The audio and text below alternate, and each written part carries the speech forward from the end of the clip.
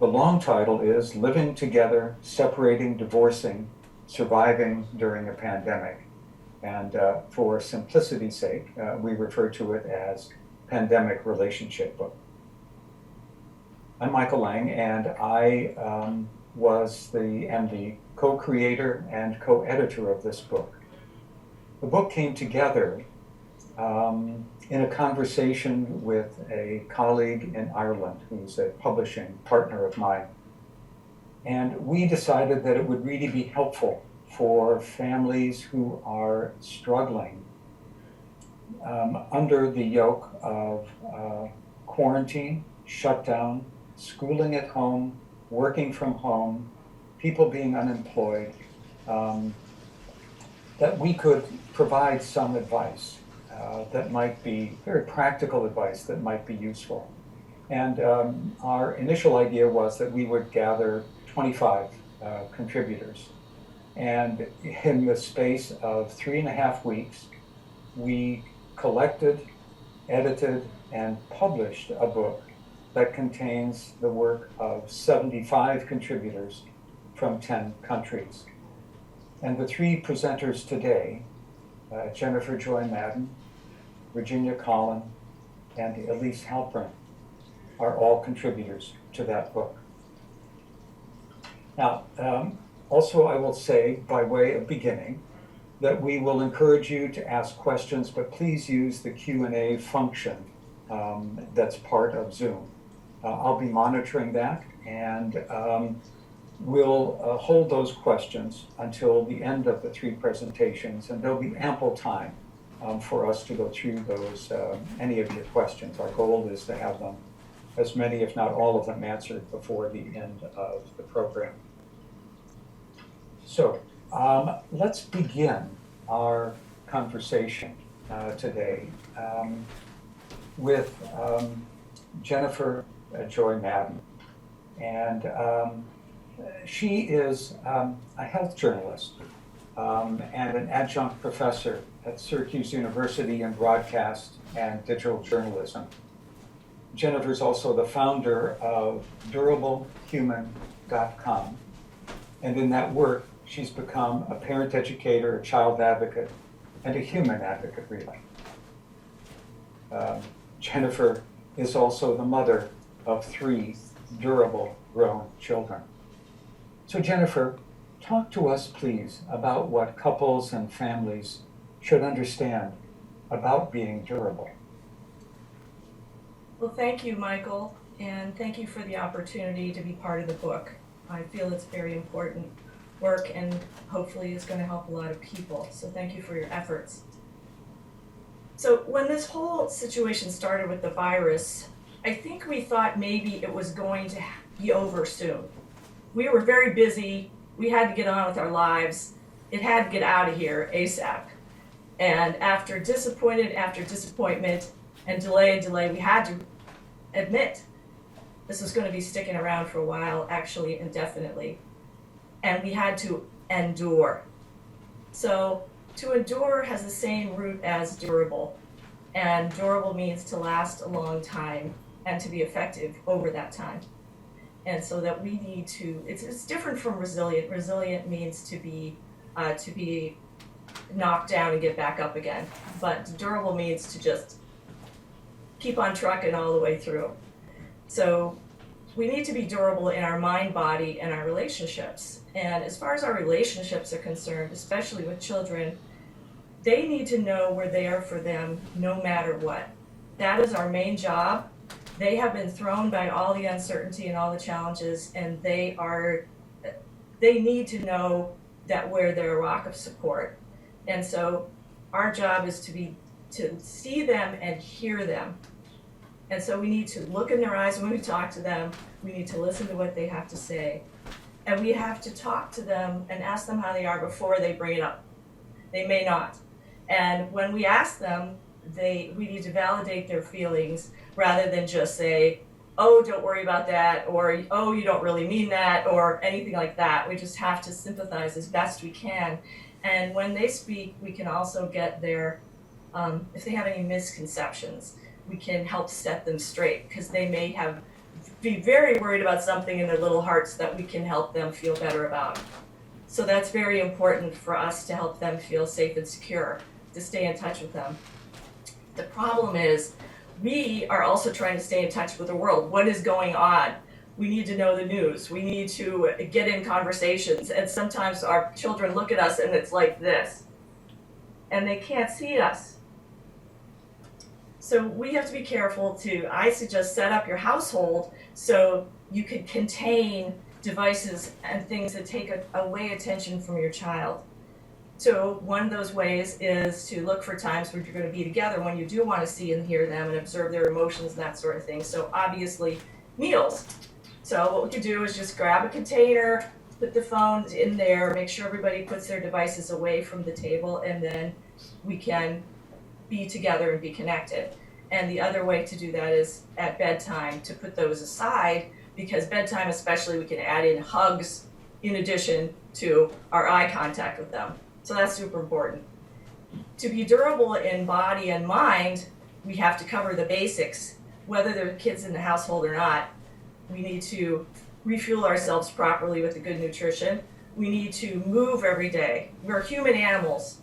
We get very ill if we don't move, so we need to have physical activity. With kids, they don't have to have formal exercise, it's play. It's not playing a board game or playing a video game. It's three-dimensional, in space, 360-degree play using all their senses, because that's how they're going to grow and develop best in body and mind, is so they're using all their senses and they're using their bodies, and that's how they grow durable. The other thing is that in this, especially this summer, we're going to have this unique opportunity to help them learn life skills. And before, we had a lot of excuses. Oh no, you got to get to soccer practice, you can't help make dinner. Oh no, you got to get to your violin lesson, you can't help clean up. That doesn't help them at all in the long run. They need to know how to do that stuff. And so this summer is a time that we can bring them into the fold, help with the household responsibilities. That's going to give them a sense of purpose, and it's going to give us a break, and we will be less resentful. That's very important, because we are going to get worn down, and it's hard for us to endure this unless they help out too. And then, of course, the last thing is sleep. That's the foundation of all good health. And so we have to, again, make sure that our devices don't get in the way of sleep. And because they go beep in the night, and they're temptations. And so kids especially need solid sleep, so we can use this single function device, give one to every person in the household, and the kids don't have an excuse that they need their phone in their room to wake up. If you want to have your phone in your bedroom, I would suggest putting it on notifications only, then having it out of reach and out of sight, face down, so there's no sound. And you know that your brain is going to know that you can't get at your phone, so you won't have this temptation all night to grab for it if you know that it's out of reach. So that's really important. So one last thing that I wanted to mention is that despite your best efforts, it's going to be frustrating. You're going to get angry. We're all human. We're going to do that. So the important thing, though, is that since we're the masters of the ship, we're steering the ship, we don't want to lose control. I think there's a way we can ratchet back those emotions if we realize that we have them. And so, for instance, I use my brain jar here. If your mind is swirling with all sorts of ideas or anger or anything, it's very hard to move forward appropriately. But if we take a pause and we just realize we're getting upset and we need to just bring it in, then our brain's clear. We become less angry, more in control, and very often we can make a better decision. So that's what we need to do, is to understand when we're getting upset, step aside, put our hands on a flat surface and take some deep breaths, and literally it will pull ourselves back together. So that's just a thought to leave you with while I have the chance. And Michael, I think you had a picture of my book, and the book has all sorts of tips in it, like I just gave you, for the mind, body, and relationships. And you see the kids there clinging to a giant sequoia. And I like to use that image to illustrate how not only, how what durable looks like, but also how we seem to children, that we're their giant sequoia. So it's very important that we remember to be there for them during this period. So thank you, Michael. Jennifer, thank you. It was both an enjoyable but really full presentation. And I really appreciate that. And I hope people will also take advantage of your suggestion to read your books and learn more about how we as adults can become durable humans so that we can pass that along. Thanks very much. The next person we have a chance to hear from is Virginia Collin. Virginia is the founder and director of Collin Family Mediation Group, a group of professional family mediators, and they provide services throughout Northern Virginia. Virginia is a dedicated advocate for resolving family conflicts peacefully and whenever possible outside of court. She's also co-authored the book, The Guide to Low-Cost Divorce in Virginia, and we're going to hear a little bit more about that book and where you can get it at the end of her presentation. Virginia's been providing family mediation services since 1999. And as a contributor to the book, you also have my deep thanks, Virginia. Please.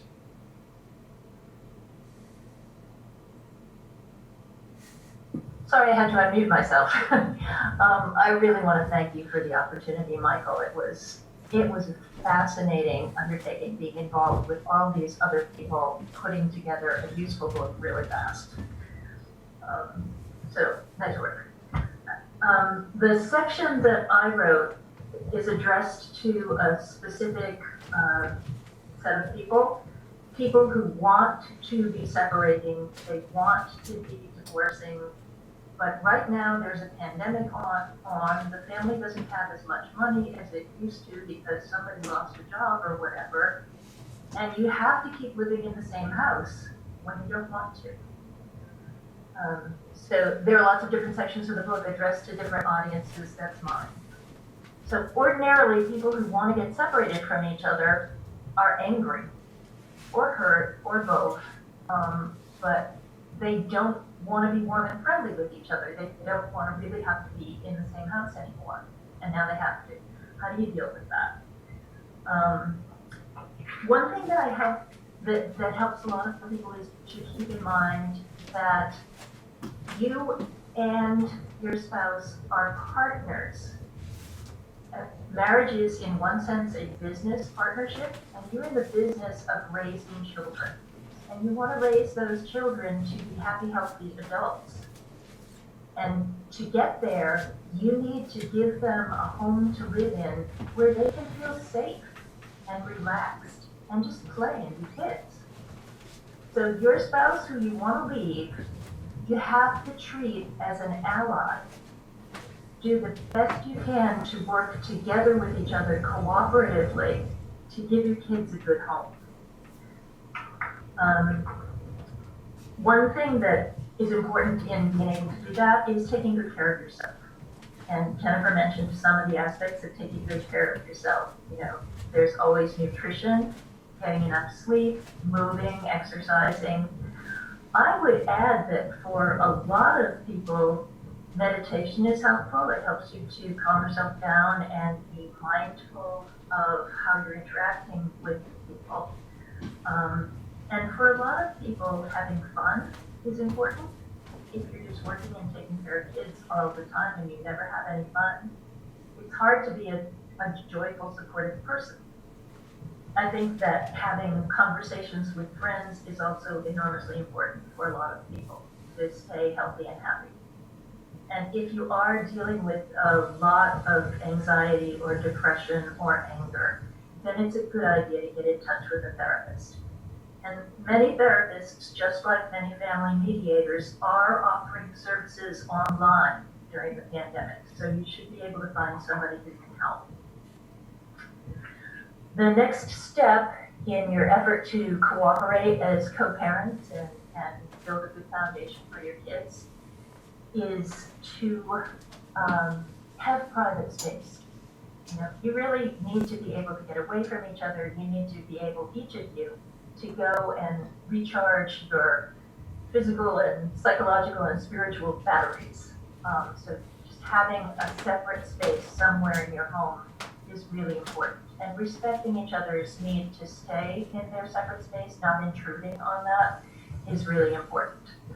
And remember, you are allies taking care of your kids. So the best way you can help your ally take good care of your kids is not make life miserable for your ally. So work together on that. The next step is to think about what structure you need in your lives. Think about what are the things that you might fight about. You don't want to be fighting in front of the kids. It really is scary for kids and damaging for them. So what are the things that might trigger fights, or what are the things that might cause a lot of tension? And then think, is there any way that we can come to agreements and structure our household so that those things don't happen? So structure, in my mind, has two aspects. One would be schedules and one would be rules.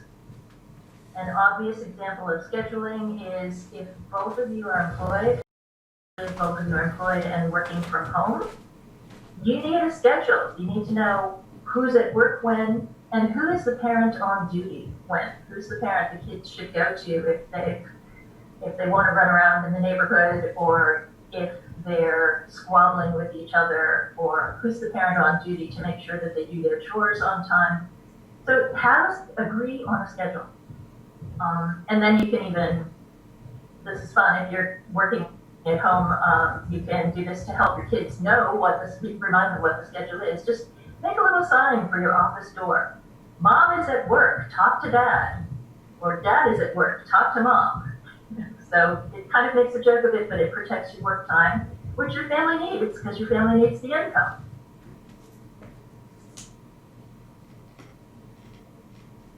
So that would be one example. Rules. If you can agree on what are the rules for your kids, and the two of you can enforce the same set of rules, that is very helpful. Sometimes parents can't do that. Parents who stay married to each other for 37 years sometimes can't agree about what the rules for the kids ought to be. And so if you really can't agree, then probably you need to help make a decision about whose rules are getting enforced when, and how are the kids going to know which.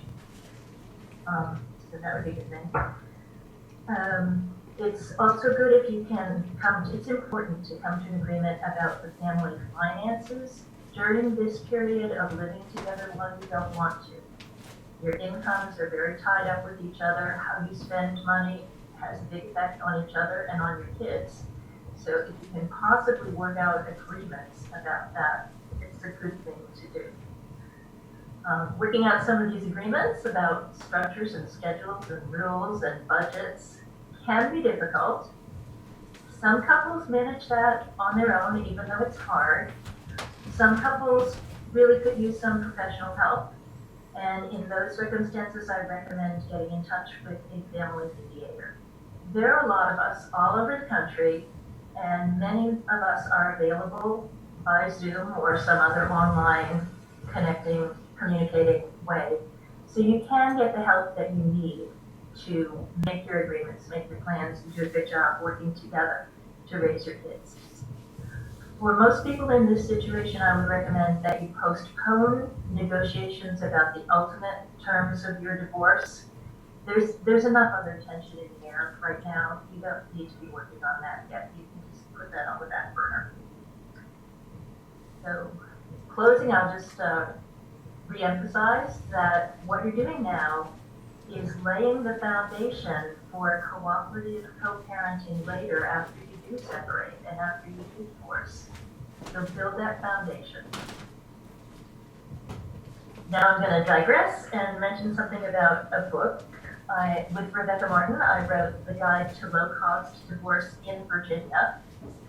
And it tells you how to get some free or nearly free legal advice, how to take good care of yourself and your kids as your lives are changing, how to structure a solid co-parenting plan, and how to work with a reluctant or argumentative spouse.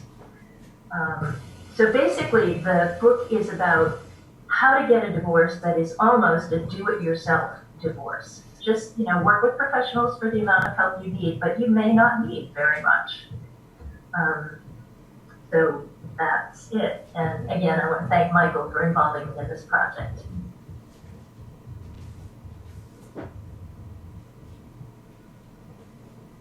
And Michael is muted.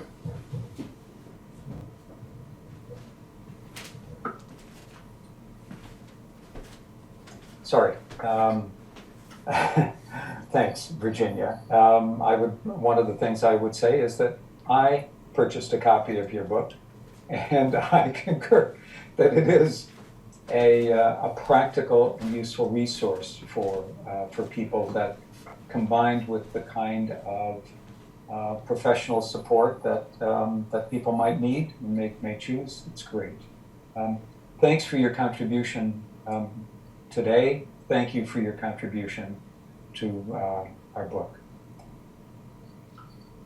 Our next presenter is Elise Halpern. And yes, the script is written for me to say last but not least, as if that needs to be said. These are three extraordinary people, so there is no least among Jennifer and Virginia and Elise. Elise is a family mediator and founder of an award-winning mediation company called Little Falls Mediation, and she's in Arlington, Virginia. She also, in addition to family disputes, she also mediates business and community matters. Elise serves as an adjunct professor of law at GMU's Antonin Scalia Law School, and teaches ADR, Alternative Dispute Resolution, and mediation she teaches ADR in the fall and mediation in the spring. And she mediates court referrals from the DC courts. Elise is a graduate of Cornell University, Georgetown University Law Center. Thanks and welcome, Elise. Thank you so much, Michael. And let's put up the slide for my 5 financial tips. There we go. 5 financial tips when you are facing divorce. So thank you, Michael, for bringing all of us mediators together from around the world. It's been such a great opportunity contributing to the book and collaborating with all of you. My contribution to the book addresses money issues. Lots of times I'll pick up the phone and find someone on the other end who is getting divorced and panicking about getting divorced and panicking about finances. Often, one spouse was in charge of paying the bills, managing the investments, managing the retirement accounts, and the other spouse was very appreciative of that and happily out of the loop. One spouse may have had the relationship with the lawyer, if the family had a lawyer, with the accountant, with the financial advisor or the financial planner, and with the insurance agent. And maybe the other spouse did not have that relationship. So we're going to go into tip number 1, which is assemble a good team of advisors when you're going through a divorce. So first, when I talk to a client on the phone, I explain the role of a mediator to new clients. It's important to note that even though I'm a lawyer, when I'm working as a mediator with my clients, I'm a neutral, so I don't take anyone's side. The parties are empowered to identify the issues, to brainstorm solutions to each issue, and then to evaluate those proposed solutions on each particular issue. They'll ask questions and say, what exactly does that look like? Eventually, the parties will come to a decision on each issue that's been identified, and I'll write up an agreement that documents everything that both parties together have made decisions on. So when divorcing, sometimes it might be helpful, depending on the family, to bring in some outside resources. It might be helpful to bring in a divorce financial neutral if finances are particularly complicated, or a parenting coordinator can be very helpful. A parenting coordinator is a therapist, and sometimes I've brought in a parenting coordinator to underscore to the parents that it's really important that both parents are involved in their children's lives. Even a real estate appraiser can be helpful as well. Each party after the divorce may also want to find a lawyer going forward to review the agreement drafted by the mediator, because that agreement will affect someone's legal rights. And going forward, each party may want to find his or her own accountant and financial planner or advisor who will be helpful after the divorce is final. But how to pay for this team? I mean, so many of us are stressed about money right now. So while going through a divorce, many parties will share the cost of a mediator, they'll share the cost of a financial neutral, and the cost of a real estate appraiser. It's always important to ask for a free initial consult so you can make sure that the person you're thinking of hiring is a good fit for you. And health insurance also is likely to cover part of the cost of a parenting coordinator. So moving on to tip number 2. Organize your financial documents and record your monthly expenses. So what I found in working with families is every family is so unique, and lots of clients have absolutely no idea what they're spending per month on things like groceries or dining out or house expenses, camps for the kids, clothing, shoes, all kinds of family expenses. And each party should be able to access important documents like utility bills or mortgage statements or car loan documents, credit card statements, retirement, investment, bank account statements, tax returns, insurance documents. There's so many important financial documents, and a lot of times my clients will look at me and say, I don't know where those things are. It's important to understand what monthly expenses are so that my families will know what monthly income they'll need for the future. So when we're talking about these money issues, emotions can get really strong. And it's important to acknowledge emotions and discuss them. Mediation does not look like therapy, but as a mediator, family mediators are trained to acknowledge emotions so that we don't get stuck in mediation and so that we can move forward. As a lawyer, I was never trained to deal with emotion, and so I love that every mediation is going to involve emotion, and we're going to address it and acknowledge it and sort of untie that knot so that we can move forward.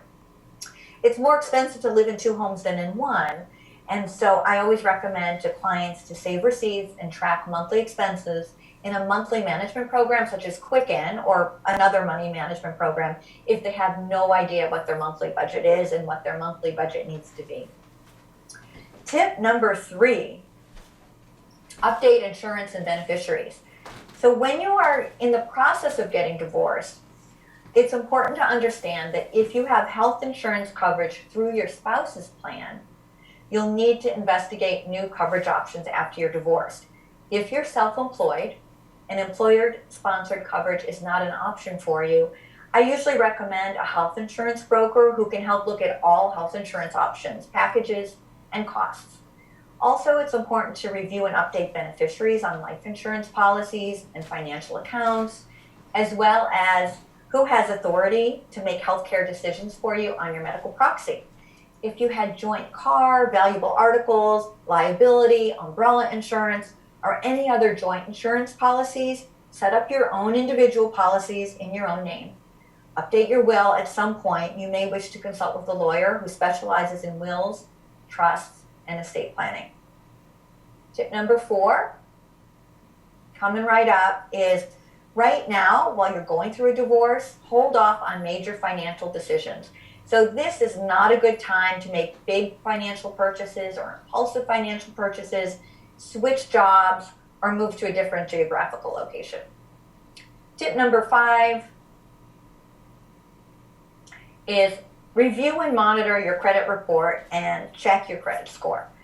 So close your joint bank accounts.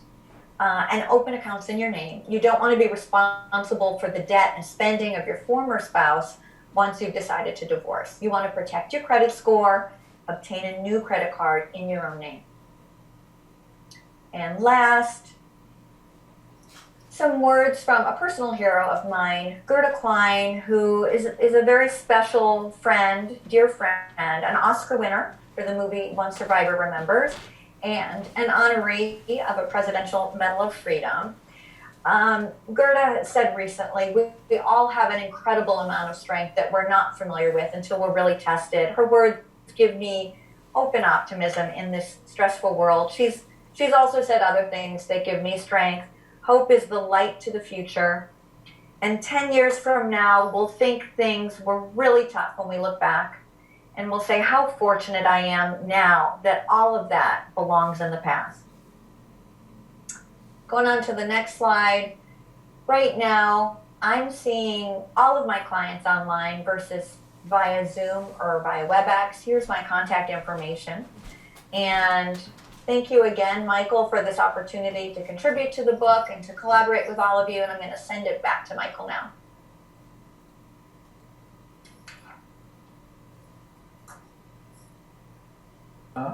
Thank you, Elise. Thanks very much. I'm hoping that our viewers, listeners will take advantage of the Q&A and ask our panelists some questions. And in the meantime, perhaps to sort of stir the pot a little bit, one of the things that you've all spoken to, and the book was intended to address three broad categories of family circumstances. One, families who had thought about separating, thought about divorcing, and all of a sudden find themselves at home together when they want to leave, but they can't. And the tension that existed that brought them to the point of separating or divorcing is now exacerbated by having to continue to live together, working from home, dealing with kids who are either not in daycare anymore or who are trying to do homeschooling, or even college-age kids who are now living at home because their universities are closed. So that was one group. Another group are people who are already separated or divorced. They're living apart. And they may have had some reasonable arrangements and plans for how they were going to manage their finances and how they were going to deal with parenting their children, and generally just continue to live their lives as separate and divorced people. And all of a sudden, that's upended because one or both of them may have lost their jobs or lost some of their income. Expenses may be higher because people are living at home and not having opportunities to go out. Co-parenting becomes more difficult if you can't easily transport children from one place to another. For example, I have friends who are, and they live 300 miles apart.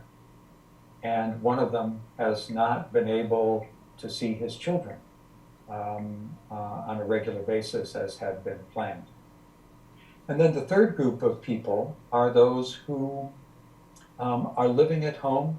They had reasonably stable lives, and then all of a sudden, the impact of the pandemic has really, really turned their lives upside down because of all of the things that I've mentioned. So, thinking about these, let me begin, Jennifer, I may, with you, because it seems to me that especially your thoughts about being durable humans apply across the board in all of these circumstances. And I wonder if you could talk a little bit about how people really the nitty gritty, the detail of how people can manage their lives. Your examples about the alarm clock, about putting aside the phone, um, the, the clearing one's mind were wonderful. And I'm wondering whether you have other ideas, I'm sure you do, and suggestions for people. Yes, thank you. What comes to mind is that along the lines of our being human animals, is that we actually thrive in nature.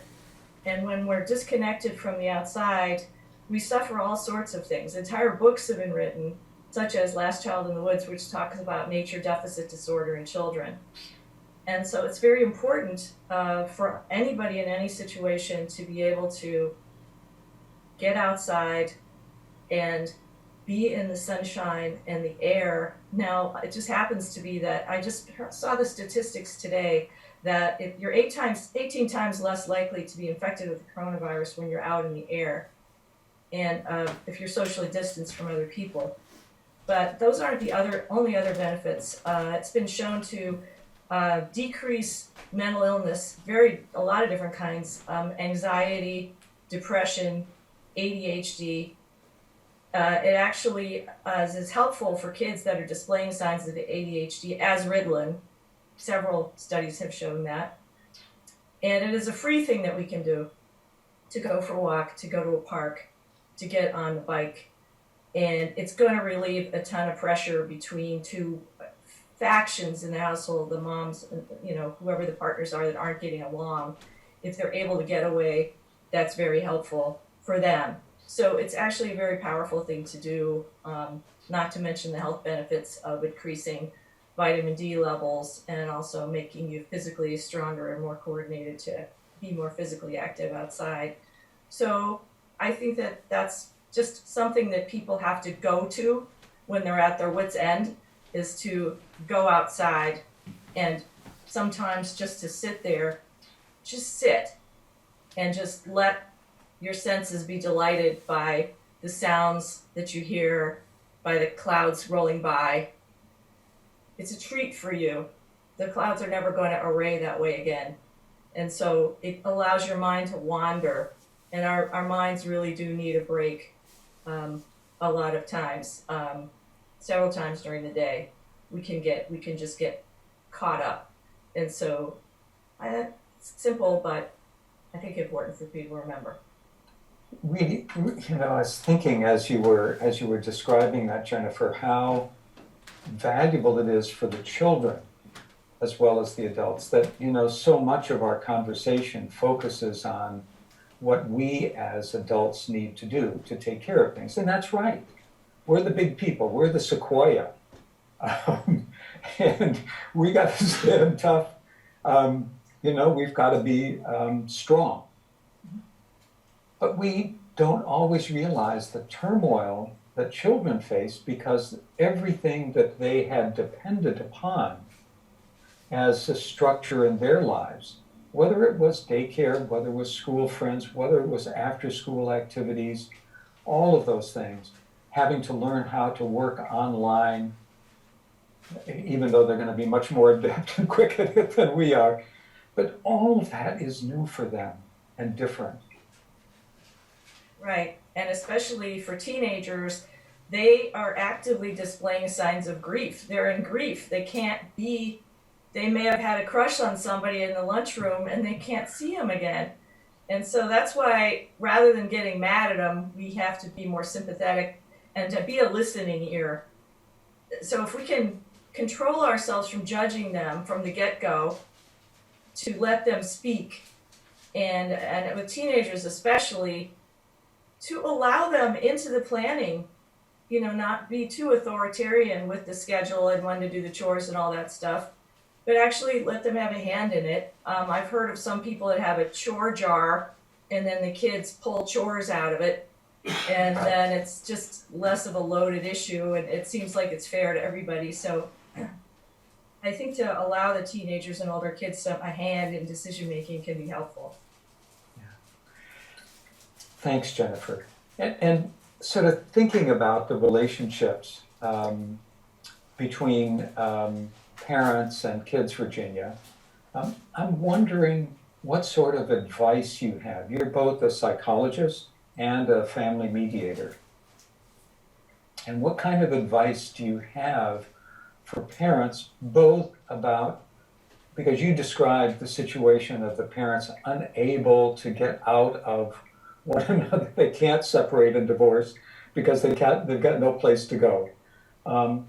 And how do they use, what kind of tools or techniques do you think they can use both to manage their relationship as adults, as the parents, but also then to help their children manage relationships? Because I imagine that the tension between siblings can get pretty high under these circumstances of lockdown. What are your thoughts about that? I'm not sure that I have any advice specifically about sibling squabbles and sibling rivalries. What was the first part? Parents working together. What helps some parents is taking some time separately to write down, what do you want your child to remember when he or she is 22 years old, 25 years old, looking back on childhood? How do you want them to remember their childhood? Okay, now what can the two of you do so that that's what your child's childhood is actually like? When the two parents do this separately and then they compare lists, sometimes people do it on their own, sometimes they do it with a family mediator helping with the conversation so that it stays constructive and on focus. But when they compare lists, often they find out that what they want for their kids is very similar. So they might disagree like crazy about whether it's okay to start playing with your friends in the backyard now or not. But they can agree on, we want our kids to remember that they were safe and happy and free. They didn't have to listen to us bickering with each other all the time or tearing each other down. So if you take the long view, then sometimes it's easier to figure out, okay, how do we need to structure our lives now? What should the rules be now? What do we need to do now so that this is the kind of life our kids can have?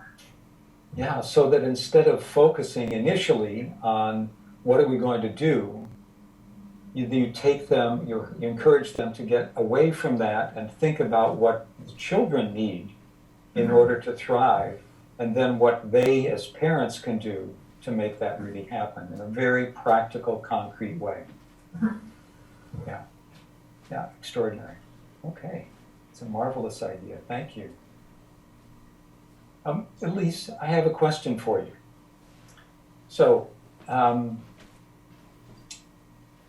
somebody contacts you, maybe it's a family friend, maybe not a client, and they say, I don't know, I know we're going to get a divorce, I know we're going to separate, but how do we know whether we need any kind of help from professionals? And how do we figure out what professionals we really ought to be using? So thinking about it as a mediator and thinking about it as a lawyer, how do you help them navigate that so that they make wise choices for themselves and therefore use those professionals wisely? Well, that's a great question, and actually it happens a lot, whether I'm picking up the phone to find a neighbor or a friend of a friend or a family member or someone that I know in the community. And what I do is I offer a no-charge phone consult, and I encourage them to look at my website before we have the no-charge phone consult. And then when we do chat on the phone, I give them the opportunity to ask any questions at all that they have about mediation and how the process works. And I also allow them to tell me a little bit about what's going on. And I've had phone calls where right away I knew I needed to refer that person to a lawyer when there was sexual abuse going on between siblings. And I knew that I needed to get this person who contacted me into the right hands.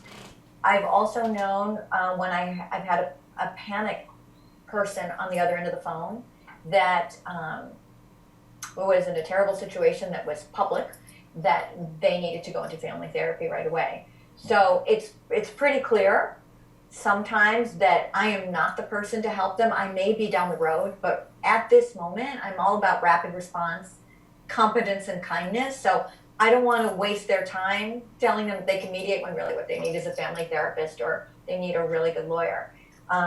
But for a client who is thinking, I really do want to mediate some problems I'm having in my family.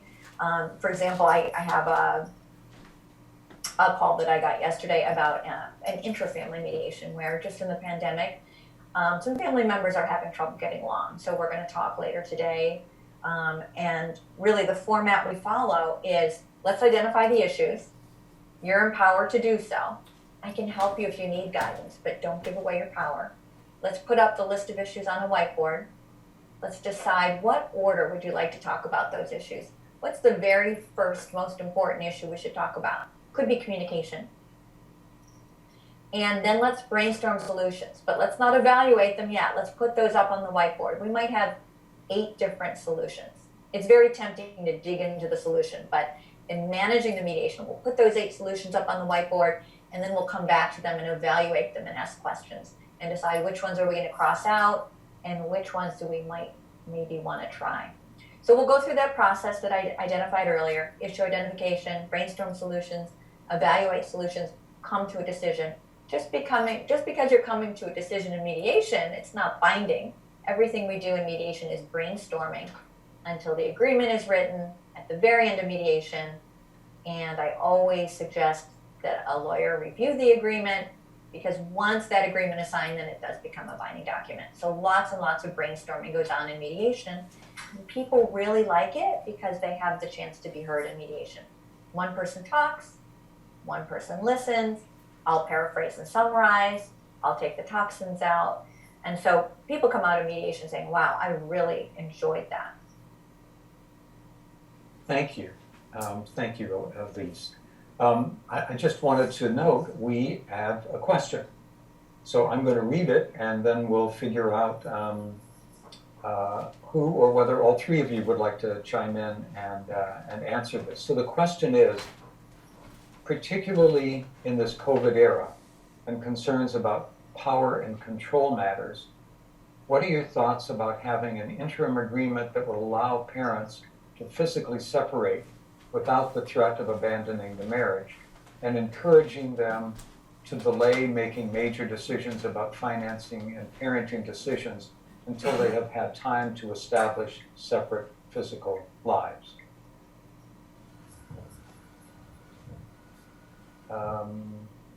Does anyone want to start? Virginia? Go right ahead. Yeah, I would. I am a fan of interim agreements. I'm a fan of experimental implementation of a plan that you think might work. So you don't have to decide today what you're going to do for the next 3 years. You decide today, what's a way that we could handle our kids during our separation that might work out well. Let's agree to try that for 3 months, and then we'll meet again to evaluate how it went. What do we like about it? What might we want to do differently? So short-term experimental agreements can be fine. One thing I would mention is that it's important to have an agreement, preferably written agreement, that says you are separating by mutual consent. You really don't want to leave the door open for anybody to say later that somebody was abandoning the kids or abandoning the family.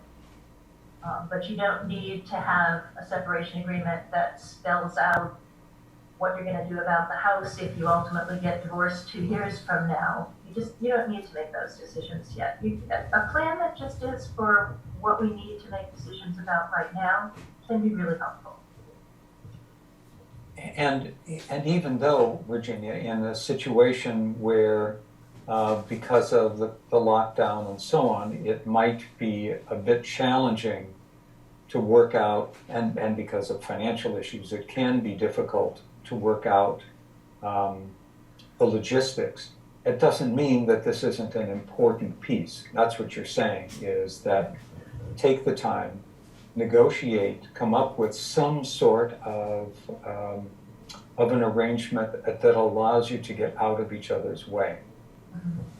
Yeah. But acknowledge that it's a temporary arrangement. Mm-hmm. Great.